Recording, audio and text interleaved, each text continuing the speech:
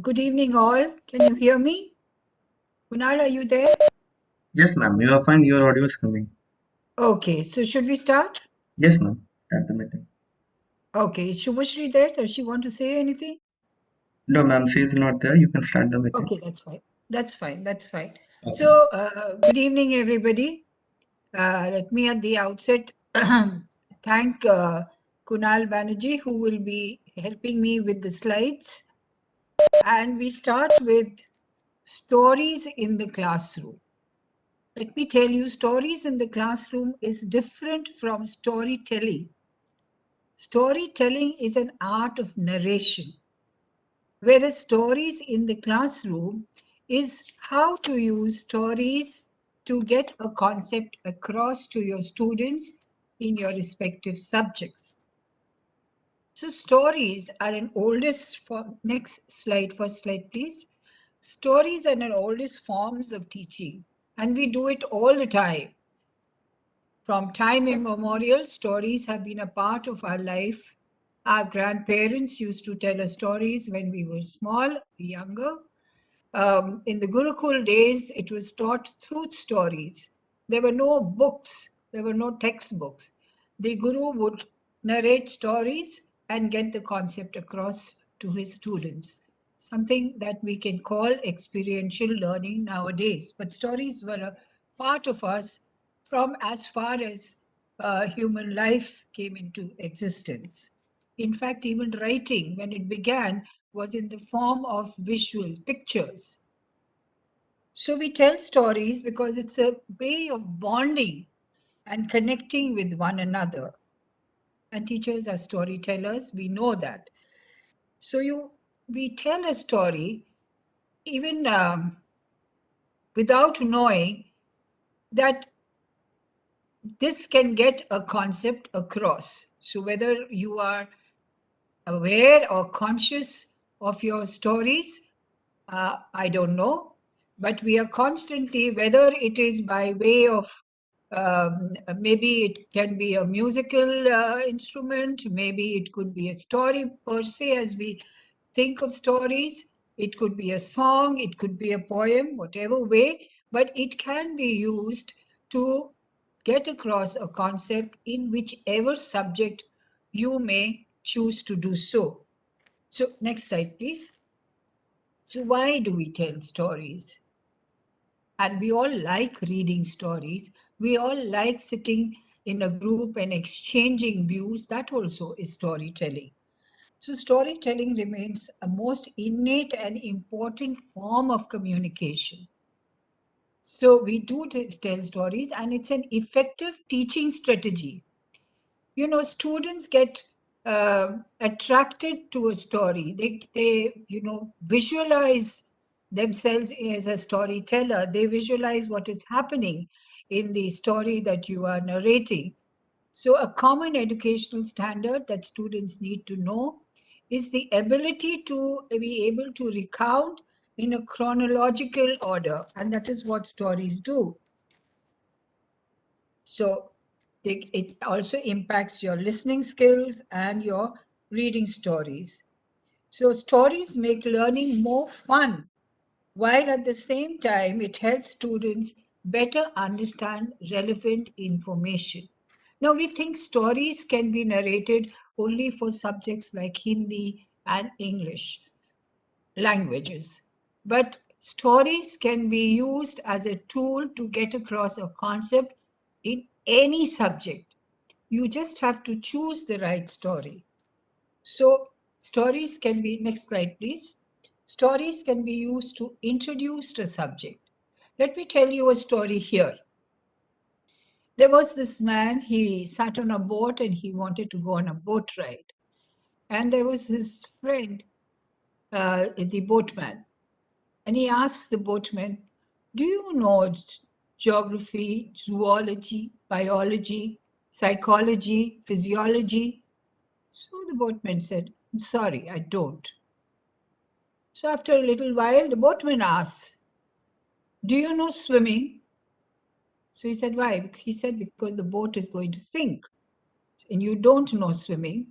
So crocodile will come and eat your headology and you will be diology.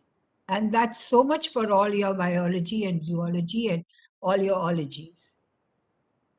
I'm telling you this story because it talks about theoretical knowledge without any kind of skill being inculcated. And education is not about theory, it's about application and creation and inculcating new skills. So, active prior knowledge. So, you can introduce a new topic, think it up as an icebreaker for the topic for the day. It can allow students to relate to a topic and get them interested in it before you even teach it.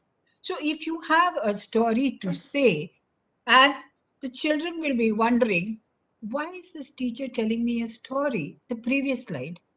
Why is the teacher telling me a story? What is there? Today we are not going to study. Today it's just going to be fun and games with the story. So it, pucks up the students and all the attention that you required is there. So active prior knowledge by telling a story about the topic that you're about to introduce. If you can't think of a story, you can go onto the internet for your relatable story. Now if you want to give a story for your topic, don't look at the topic. You have to find the connection in the story with your topic, and we'll deal with that later on, how we can choose stories for the topic that you want to introduce. Another idea of introducing a new topic using storytelling is to engage students with a reader's theater.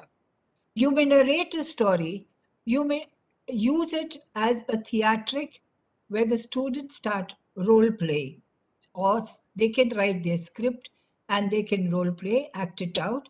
So, if you're introducing the new topic of hibernating mammals, you can turn it into a story about when a bear is getting ready to hibernate and finds all his friends in the cave. You may ask, where do we find all these stories? There are a number of books. You can use Aesop's fables. You can use Hitopdesh. There are a number of stories which can be used according to what you want to say. Telling a great story. Sorry, next slide. So obviously stories can engage the students. They can attract the students to you. And even the most unmotivated learner can be attractive in a creative way to your topic or to what you want them to learn.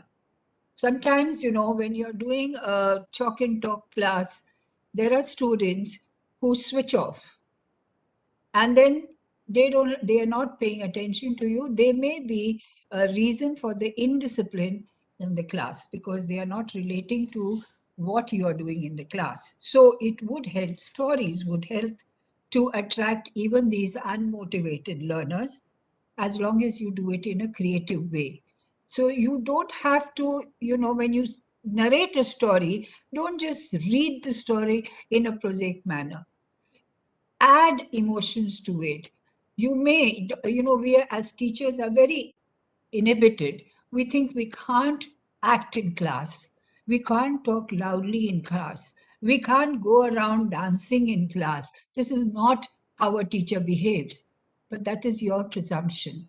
A teacher has to use theatrics to get the attention and get his concept across, and you will enjoy it. So, one of the creative ways, next slide, please, is to use a game called Story Cubes. What you do is you make a 9-sided cube and you put symbols in it. And then tell the children to roll these symbols, and to roll it thrice, they will get 3 symbols.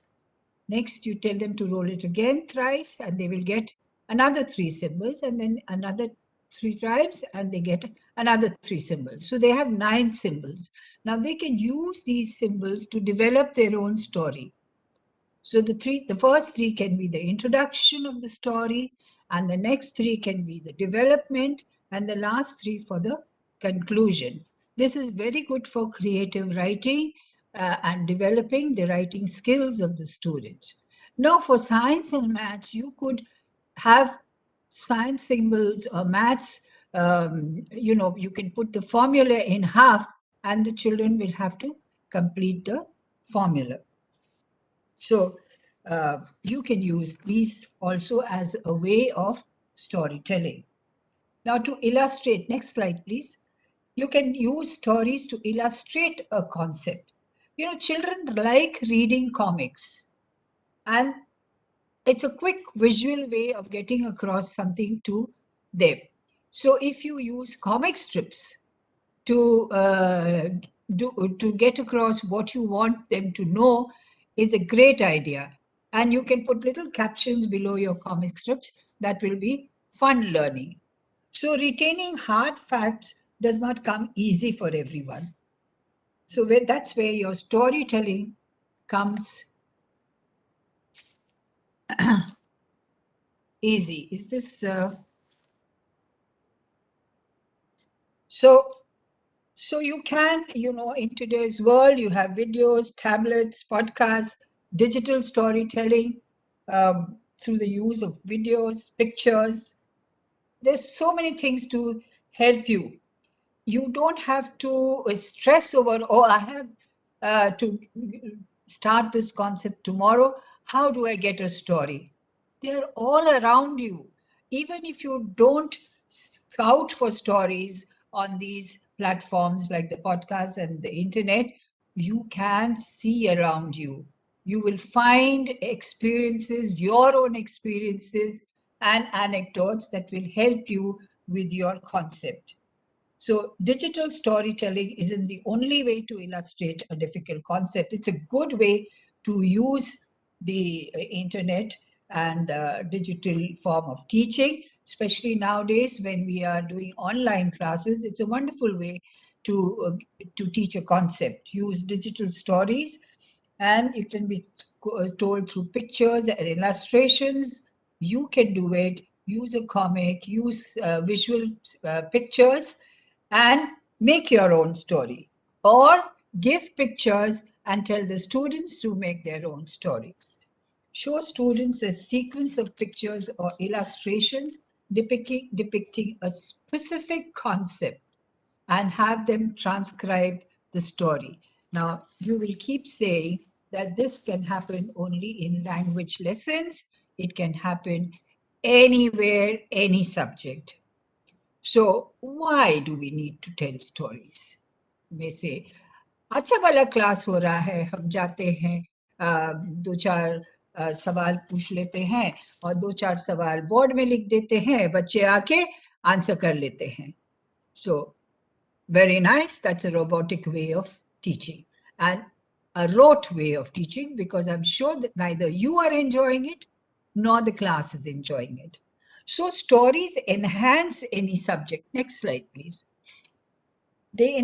Teaching through stories can bring about a boring subject to life.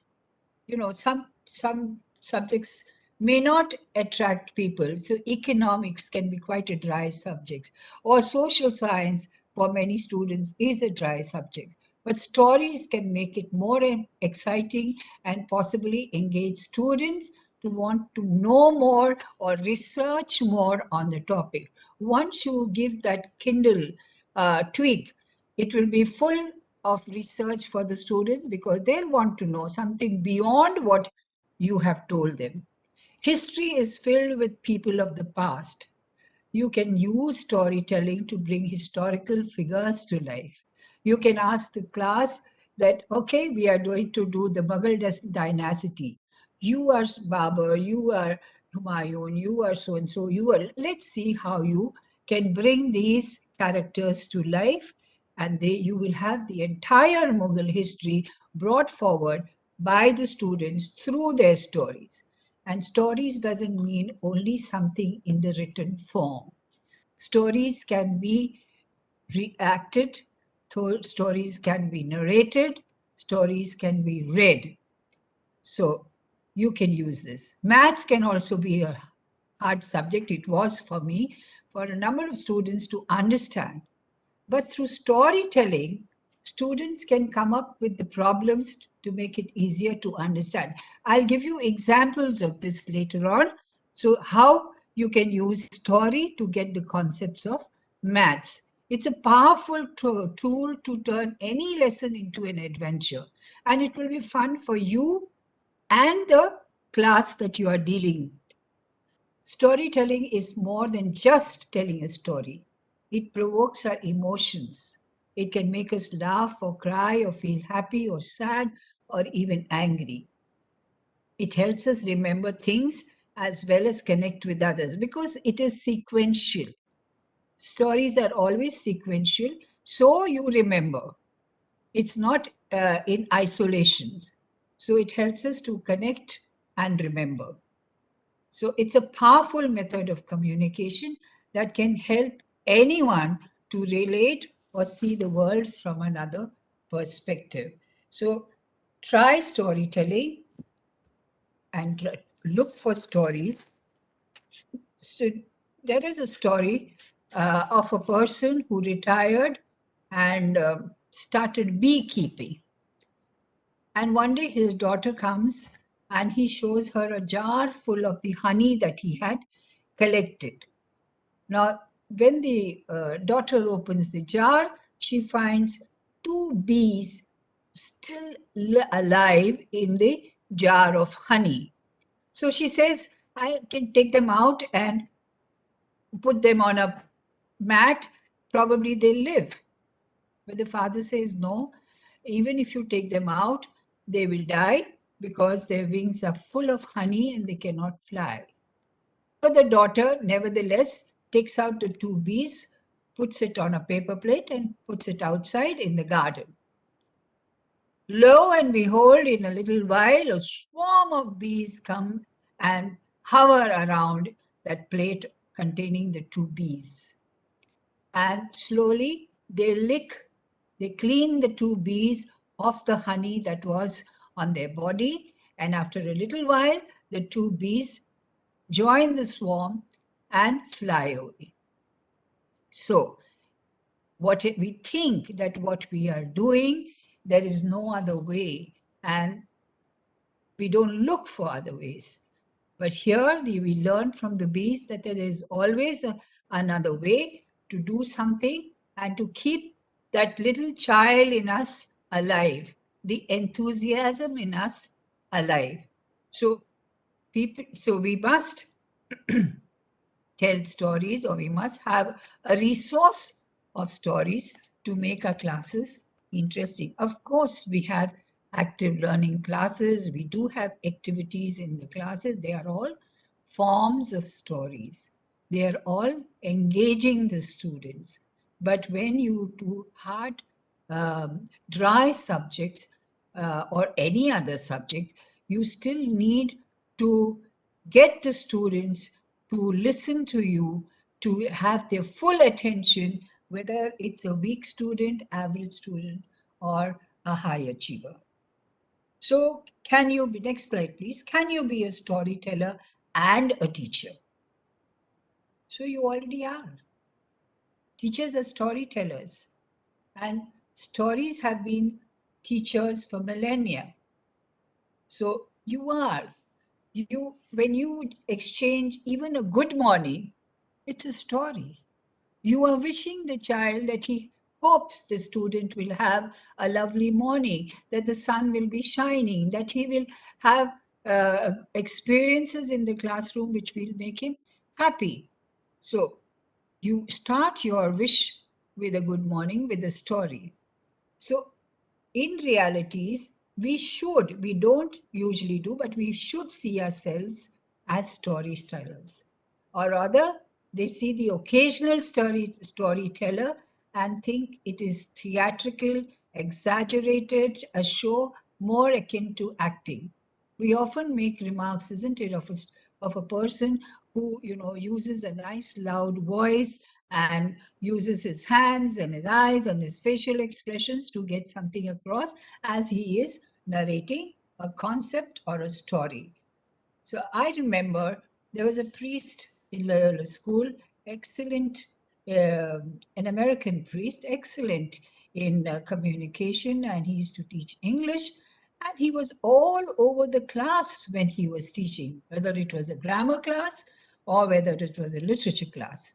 But he got everybody engaged while he was there. So, so when you think that, you have to have a face, a teacher face, when you think of a teacher, you think of a stern looking person.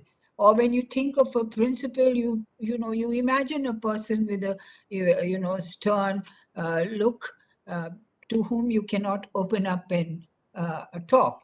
But that's not the case. We are all human beings, and we all have a soft side. But we play the Mr. Jekyll and Dr. Hyde in school. We don't show our real side because we think that this is not how a teacher is supposed to look or behave. But there is no harm in that. The more you give way, the more inhibited you are, the less a teacher you will be.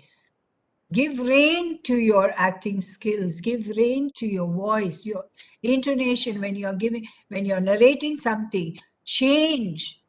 Don't just speak in a sing song voice. Bring about changes in your intonation, in your pronunciation. Obviously the pronunciation has to be correct. Um, and go about, don't think that you cannot use your hands or your face or your legs to move around and spring around the class. The more active and exaggerated a teacher is, the more enthusiastic a teacher is, that enthusiasm will permeate to the students, and the students will never forget such teachers long after they have left school. So, what are the benefits of a storytelling in class? Storytelling, next slide, please. Storytelling does not mean storytelling. Here it means using stories to tell what you want the students to know. So it inspires purposeful talking, not just about the story. There are many games you can play to relate. It raises the enthusiasm for reading texts to find stories and reread them. That is for us. When we want to narrate a story in class, we have to look for stories. Stories that we have left behind long, long time in our childhood. We need to reread them. We need to reread them with a new perspective. And we will discuss this later on. It initiates writing because children will quickly want to write stories and tell them, whichever subject. The way you deal with the story, the children will want to write stories and narrate them. So you are, it's a dual sword. You are not only enhancing their writing skills, you're also enhancing their, their language skills or their speaking skills, and also getting their concepts across. It enhances the community in the room. They are all together. Nobody's sitting by himself and listening to it. They are all together like one listening to your story. It really engages the student. There's no doubt about that. It is enjoyed by the students, whether he's a student from kindergarten or to the elementary school. Some teachers may disagree that no, we can't waste time in stories in the high school. We have to complete this syllabus. Stories are complementary to the syllabus, and we'll see how later on. And it gives a motivating reason for English language learners to speak and write English. So here, not only are you teaching science or history or economics or whatever subjects, you're also teaching the English language to speak and write. So how do you become a storyteller? Next slide, please. You have to read as many different world folk tales, fables, myths, and legends as you can. So you will increase your reading. I'll give you examples as we go on from Aesop's fables, Hitubdesh, something we read during our childhood, But now you realize that, oh, I can use it in my class. You can use books that the students are reading. So there are a number of books that they read which has magic. So how? And magic has uh, intellectual explanations to them. So watch professional storytellers and take notes about how they do it. Every storyteller is different and you can learn something from them. How? How they use their voice, how they use their body, how they use their expression. Build your confidence. Some of us feel very shy while, reading or acting in class. So build your confidence by reading your students' textbooks with an interesting voice. Even if you're reading a story which is in the textbooks, uh, the language teachers have to do it all the time. So read it with expression and an interesting voice. That will pick up the students and say, I want to listen to this. Stop to ask questions. Don't keep reading. When you stop to ask questions, you are probably gauging whether the student is listening to you or not. Make the book reading interactive. Don't be the reader all the time. Let the children read. Make them act it out with their voice. You don't have to use your hands and feet if you don't want. Your voice is a powerful mode of theatrics. So please be interactive. It will help you create a shared event with the story. Pick stories with small numbers of characters and repeating events, as these are easiest to remember. There's short stories with a small number of characters which are repeated. Obviously, they are easier to remember. Having said that, pick any story you like. No, not any story you like, any story you love. If it has captivated you, it will captivate the younger ones also. I remember, there was a time when Harry Potter was the book for all the children to read.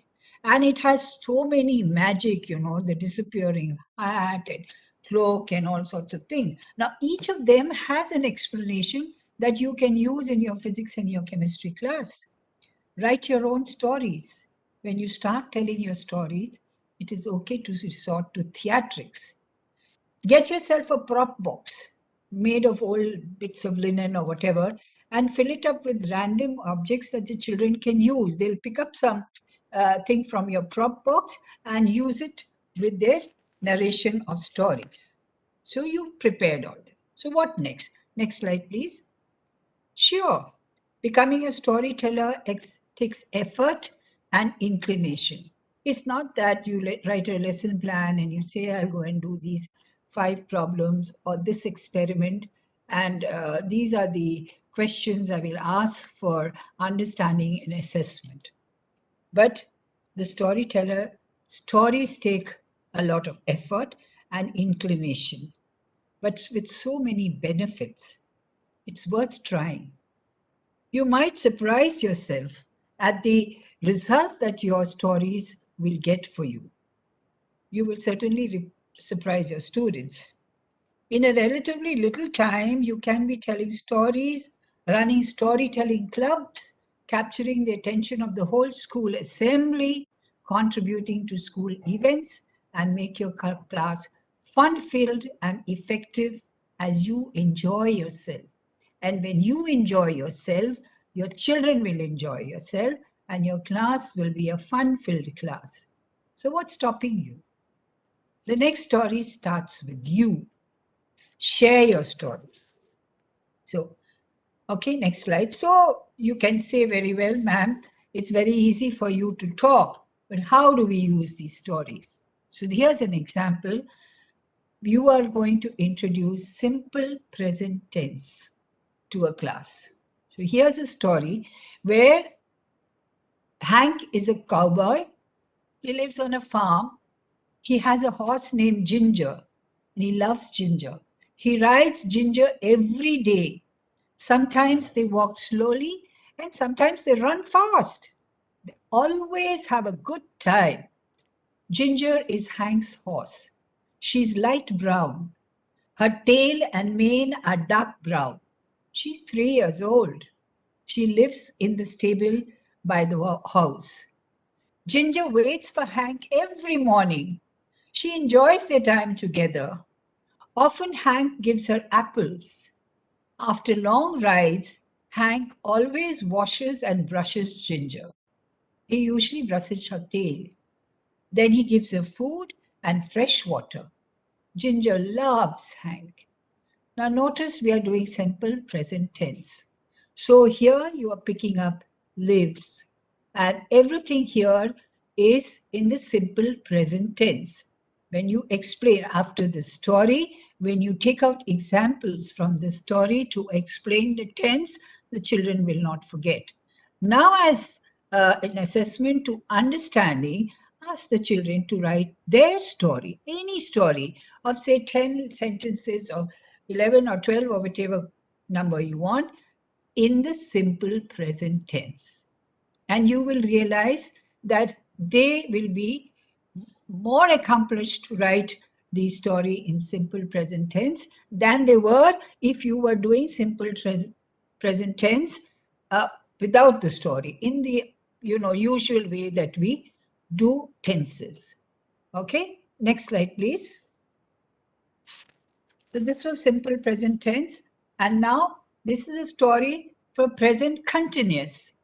Now, when you do the simple present tense, you can connect it to simple past tense. You can connect it to simple future tense. So all you have to do is ask the students questions regarding the story in the past tense. So who was Hank? Hank was a cowboy. And where did he live? He lived on a farm, and so on and so forth. And you will get the answers in the past tense and to questions for the future. Now, this is another simple story where it is in the continuous tense. So, continuous tense, everything is in the continuous tense. The children will understand what is the meaning of continuous. So, is visiting her grandparent, is sitting on the grandfather's knee, is listening, is smiling. Now, these are words you will pick out and stress on, and then the children will understand what is present continuous, connected to past and connected to future, and the concept is very, very clear. It is better than just putting it on the board and saying, okay children, this sentence is in present, this sentence is it's grammar can be quite boring for students and the teacher. Next, so here we are, how we can use stories to teach maths. First of all, maths is something, this numbers is something most students fear. I'm one of them. I could never relate to numbers.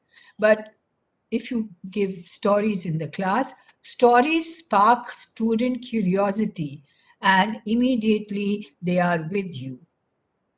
As stories engage students in maths problem through a particular context, students can engage their prior knowledge surrounding that context to support their learning of a mathematical concept. Stories can be used as cognitive tools to construct meaning. When students create math stories, they are forced to go into the details of the math, and so they get a better understanding of their needs and the concept. So what instructional strategies can we use through storytelling?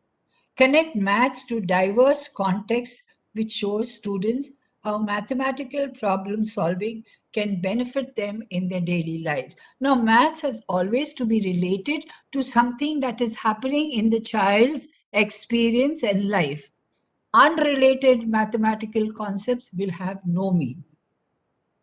So you must select worthwhile stories, not merely maths concepts among colorful illustrations. Mathematical connection should flow naturally from the stories. Stories should grow students' understanding of a mathematical concept. It should provide for critical thinking and problem solving. So, how do I use? Using illustrations in a book can further develop mathematical vocabulary and questioning. Now, some vocabulary is very typical for maths. So, use positional vocabulary like what is behind or who is in between. I use comparative vocabulary when questioning. Can you see something smaller than you are showing a picture? And is there anything taller than? Is there a number on the page? Ask your child to show the correct number of fingers or count up to the number allowed. This is for smaller classes. Use shape or spatial vocabulary. Can you see anything in the picture that is round? Or point to something with straight lines? You are getting the concepts of shapes here. Storylines that develop a problem are a wonderful opportunity to encourage your child to think through what the problem is and what it needs solving. Make the problem real by bringing it to life with role play. Once the solution in the story has been found, a recap on how the problem came about in the first place. Okay, so we'll do a story for this. Now, we have all heard, next slide, please. We've all heard the story of the tortoise and the hare. You know, where the hare and the tortoise have a race, and you can actually have a race with two students. Of course, in this activity, you will explore a different take on the classic story and the mathematics it involves. So the tortoise and the hare are competing in a 1 mile race on a Sunday afternoon. And suppose the tortoise runs at 3 mph and the hare runs at 6 mph. How you remember that the hare is overconfident and he takes a nap, and how the tortoise continues with the race and how the hare loses the way. So, how long a nap can the hare take when the race starts and still tie in the race with the tortoise? Give your answers in the units that are most meaningful in understanding the nap time in the context of the race. Explain why choosing to measure time in this unit was most meaningful to you. This is what you are asking the students. Now, the next day, the tortoise and the hare decide to race again after lunch. The tortoise gets a sudden burst of energy by eating lots of spinach and runs a mile at a steady rate of 8 miles per hour. The hare, to keep the tortoise on his toes, begins running the mile at 9 mph, but slows to 7 mph at some point. The tortoise completes the mile race in 1 minute less than a hare. So, next slide, please. So, what questions? How long did it take the tortoise to run the mile? Can we represent this in minutes instead of hours? How long did it take the hare to run the mile? What fraction of the mile did the hare run at 9 mph? Is there a point beyond which the hare may never win or tie the race? How does the concept of getting a head start help you beat someone who runs much faster than you? So you can connect this to games and athletics. How would changing the distance of the race from 1 to 2 or 3 miles impact the nap time? So here we are, a simple story, and we are using maths concepts with the use of this story. I'm sure you don't have to scout for stories. There are stories that abound in Aesop's fables and other books, which, and you can choose cross-cultural stories, you know. So suppose you can give a story of, say, Olympics. Uh, the Summer Olympic Games are an international multi-sport event which are held every 4 years. Medals are awarded in each event, with gold medals for the first, silver for the second, and bronze for the third. The modern Olympic Games started in 1894. The first edition was held in Athens in 1896 and had a mere 245 competitors from 14 different countries. You again give the same data as it is. In 2008, a total of 11,028 athletes competed in 28 sports. There were 302 events, which ranged from track and field to basketball. In 2021, Summer Olympics were held in Tokyo with 26 Olympic sports in 34 venues, 20 Paralympic sports in 21 venues, and nearly 15,000 athletes. Now, what are we supposed to do? We are going to teach how to make graphs. So you can ask how many countries participated in the current or the last Olympic Games. How does this compare with the number of countries participating in the past games? You can say past 3 games. Which countries send the most athletes? What are the 3 pieces of data that you can compare from the Olympics? What type of graph should you use to compare each set of data? Records are kept for all sports. Which branch of mathematics is concerned with records? Now, you can also, to make it interesting for the students, you can ask them to choose your favorite country and make a graph of their medal counts for the past 3 Olympics. And then past 3 means past 3, not the current one. Then how do you think they will fare in the next Olympic? Keep track of your favorite athlete, be it, could be an athlete, could be a squash player, could be a badminton player, could be a footballer, could be anything. And chart his performance for the last 3 years and predict his performance in the next Olympics. Keep track of the number of medals earned by certain countries participating in the Olympics. They can then compare this medal count to what they had in the latest Olympics. So this will help them, will motivate them, will inspire them, will enthuse them, and graph making will not be such a dull job. Now here they are not only making the graphs, they are comparing, they are looking up, they are researching, they are predicting. So a lot of things happening in just one short story about Olympics. So here we are, stories for science. Now, metamorphic. So this is how I put the stories in short, you can look it up, how the frog lost its tail. So the sky, there's a story that the sky god gives frog a beautiful tail, but takes it away again when frog breaks his promise to share the water from the sky god's well with the thirsty animals. So here you have to read and research about metamorphosis from egg to tadpole to an adult frog. Nothing difficult. It's a very short story. Then there's a chemical change.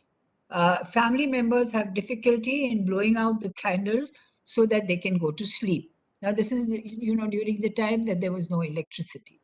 So you make an experiment. So how would you, the problem would be, how can you help this family blow out the candles? So mix baking soda and vinegar and channel the carbon dioxide gas, which is formed through a toilet paper roll, which will extinguish a lighted candle. Very easy, can be done very, very easily, nothing to worry about. Then there is, next slide, please. There is chromatography. So this is the separation of mixtures into their individual components. It's a very interesting experiment for the students to do and understand. So there's a rainbow crow, and the rainbow colored crow with a beautiful voice brings fire to the animals, and in the process, his feathers turn black and his voice becomes hoarse. And they can discuss, you can discuss how a crow looks and what kind of a voice it has. You can discuss other animals, other birds, their color, their voice, the shape, etc. But the experiment here is use a watercolor black marker, draw a wide band across a strip of paper towel. Then dip one end of the paper towel into a glass of water. As the water is absorbed and travels up the paper towel strip, the black marker separates into blues, reds, and greens. Different markers bleed different colors. So you do it once for the students and then ask them to do it with different colors.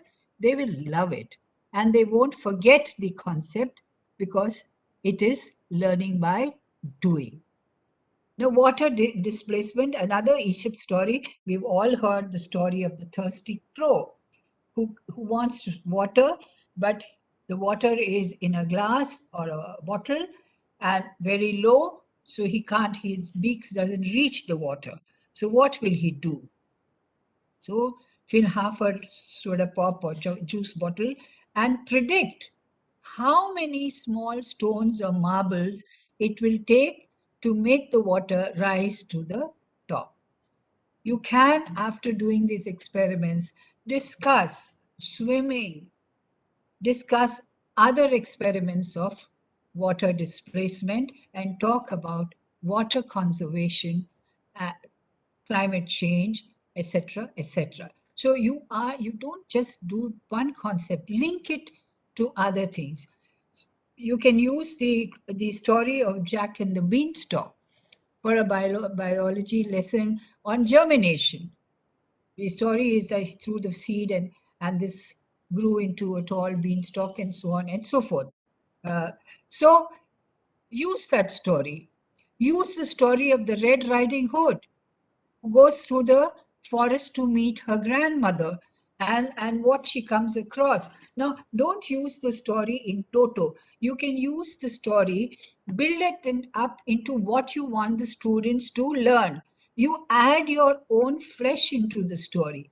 So, in the story of the Little Red Riding Hood, when she's going to the forest, if you're discussing flora and fauna, build it up into different kinds of trees and different kind of flowers that she encounters.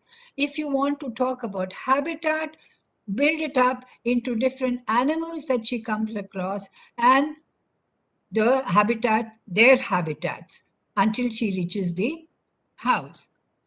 You can ask, the English teacher can ask the students to write the same story from the wolf's perspective. So you are integrating different subjects through one story.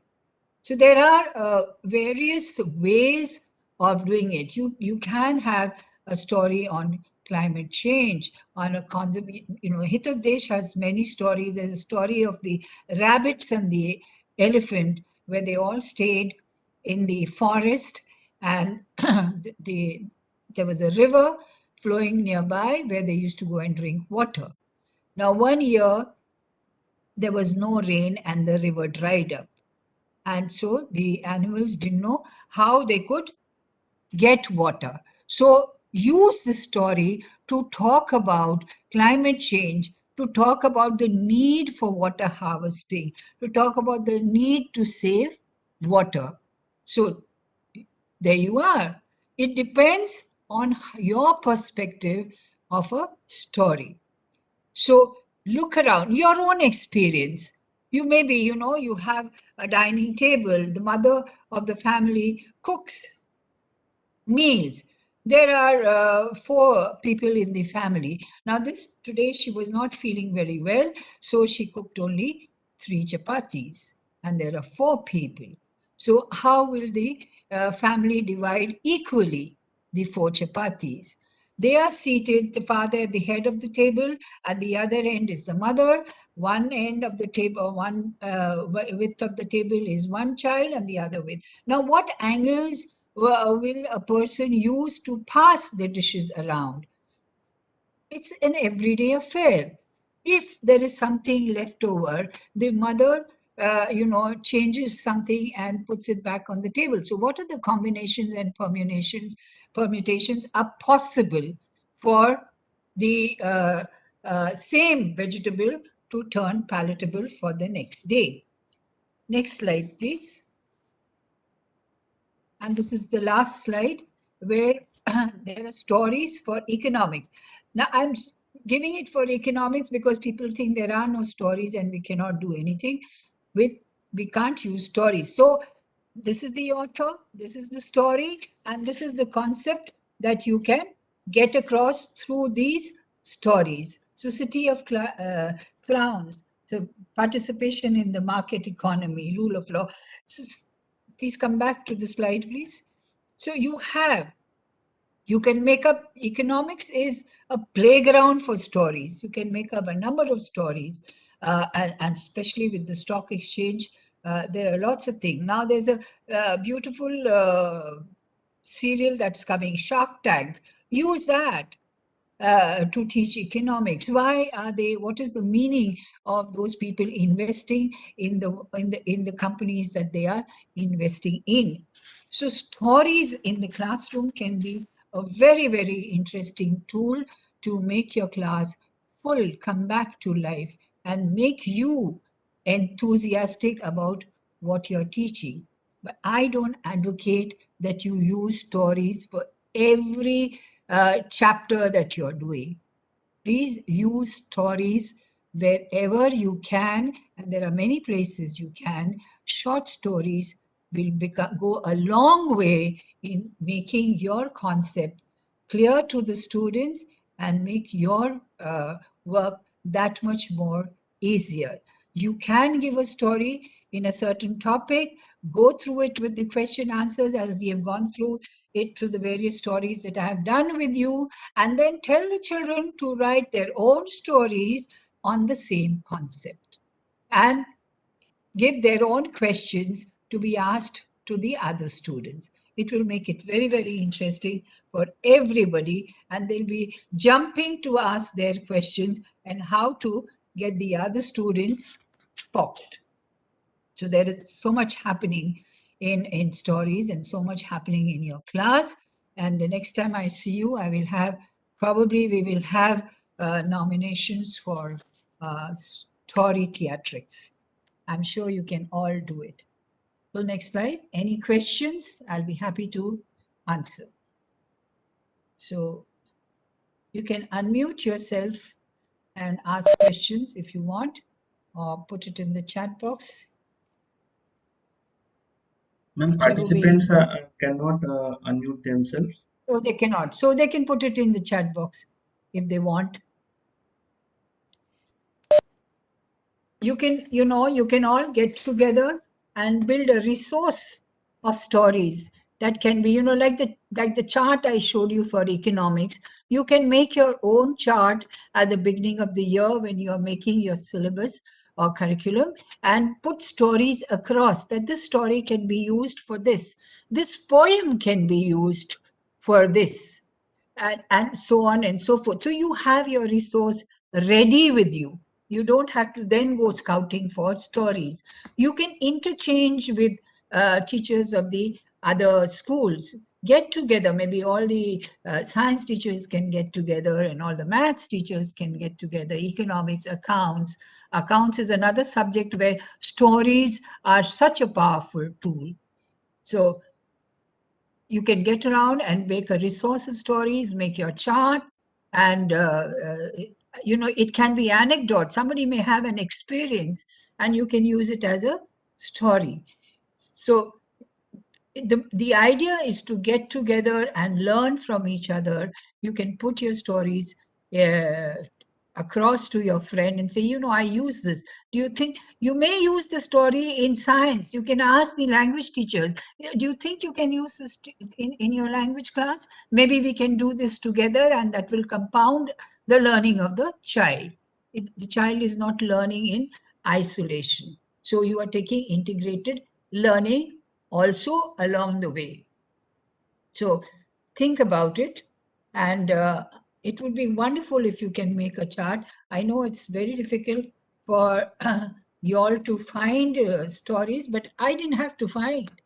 I just looked up into my past childhood and said, what were the stories that I read? And, fairy tales and Aesop's Fable, Hitopdesh, all these are books from where stories abound. We have to take that inner eye and say, how can I use this story in my class? And what are the types of questions that the tortoise and the hare? Or story on Olympics. You can do, you can take your students to the stadium.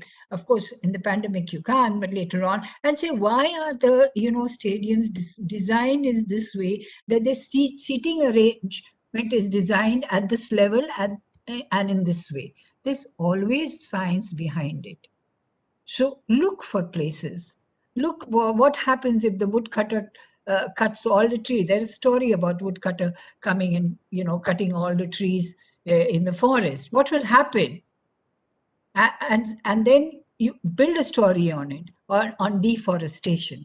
What will happen? What will your life be if there were no trees and no rivers and no sun and no moon? So we just need to think differently. I hope I have enthused at least some of you to be storytellers or use stories in class. That is why when I began, I said storytelling in the classroom is different from stories in the classroom. Storytelling is an art where you use all your faculties to narrate stories. And stories in the classroom is where you use stories as a tool and a technique. So there you are. I think there are no questions. So should I think that there are no questions? And yes, the link for attendance will be put in the Sahodaya app. So not to worry. I hope you all are not attending all these sessions only to get the certificate. I hope some of you at least are attending to learn. So that is the idea. Certificates you will get anyway. How does it matter? If you are a good teacher, if you become a good teacher, does that certificate matter? Your teaching will be your certificate. That is more important, that you become better than what you are now. And that is the aim of everybody. So we are getting together to learn. So thank you so much for attending. And I hope that we will all have stories to narrate of our classroom teaching with stories the next time we meet. And thank you, Kunal, Yes, for welcome, helping ma'am. me. Thank you, ma'am. It is a very nice session. Yeah, thank you so much. And thank you. I wouldn't have been able to do that. So I think all of us should be grateful to the IT help we get with our slides. It's a big help to us. And uh, that, again, they spend time. They don't need to attend all our sessions, but they spend time, they give their time to help out so that we can reach out to you and make you a better teacher. So thank you so much.